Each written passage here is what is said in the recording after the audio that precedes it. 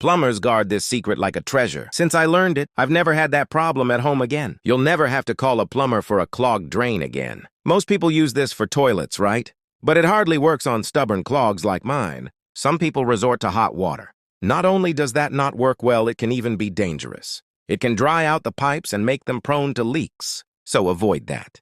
Here I'll show you a simple, effective method for unclogged toilets. And all you need is a plastic bag. That's right. You heard correctly. We'll take a plastic bag for the toilet. First, we thoroughly dry the toilet with toilet paper.